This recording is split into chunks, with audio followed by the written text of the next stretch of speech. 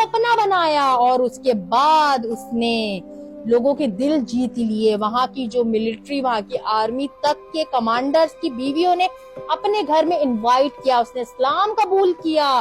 اس لڑکی نے یہ یہودی ایجنٹ جو کہ ایران کے اندر گھس کر ہی ایران کی خبریں اسرائیل کو پہنچا رہی تھی، دراصل وہ ایک یہودی ایجنٹ اور جرنلسٹ تھی جس نے حجاب بھی پہنا، جس نے مسلم کا لباس پہن کر جھوٹا، جس نے لوگوں کے دل جھوٹ کے جیت کر اسرائیل کی ایجنٹ جرنلسٹ نے آ کر ایران والوں کے دل جیت کر ان کی خبریں اسرائیل کو دے کر انہی کے ملک میں ایران کے اندر اٹیک کروائے.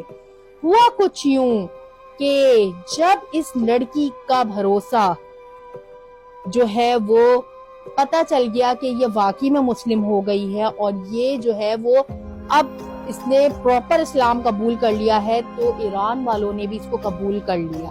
اس نے جا کر کمانڈروں کے گھر جا کر اس نے وہاں پر ان کی بیویوں سے انفارمیشن نکلوائی. لوگوں نے بتایا کہ اب تو یہ ہمارے ہی ملک میں رہتی ہے، اب تو یہ اس نے اسلام قبول کر لیا، لیکن ایسا کچھ نہیں تھا. اس نے جا کر اسرائیل کو ساری خبریں دی اور اسی طرح اسرائیل کو سارے ایران کی جگہیں، ان کی جو سیکریٹ چیزیں وہ سب پتہ چل گئی اس یہودی جرنلسٹ کے ہاتھوں. اور اس کے بعد کیا ہوا کہ وہی ہوا کہ ان کی نیوکلیئر جو سائٹس ہیں اس پہ حملے ہوئے اور اس کے بعد جو ہے وہ ان کے سائنٹسٹ کو مارا گیا. اور اس کے بعد جب کمانڈرز کو اس کی خبر پہنچی کہ یہ ہی کروا رہی ہے، اس کے بعد کیا ہوا؟ اس کے بعد آپ کے ہوش اڑ جائیں گے. یہ لڑکی فرار ہو گئی.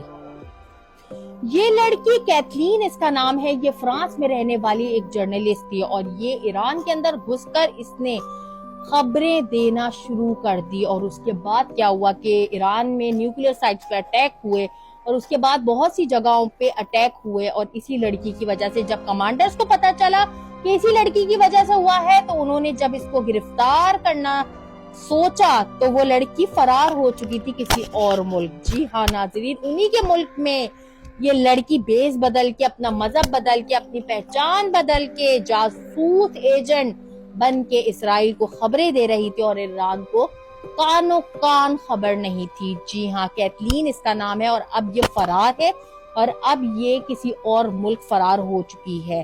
جی ہاں ناظرین، اب یہ بہت بڑی خبر جو تھی وہ میں نے آپ کے ساتھ شیئر کی ہے کہ دیکھو کس طرح دنیا میں دھوکہ ہو رہا ہے.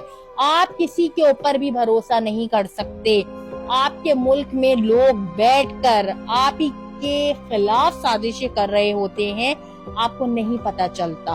تو محتاط رہیں اپنے گھر میں اور اپنے ملک کے لیے. اللہ تعالیٰ ہمارے ملک کی حفاظت کرے.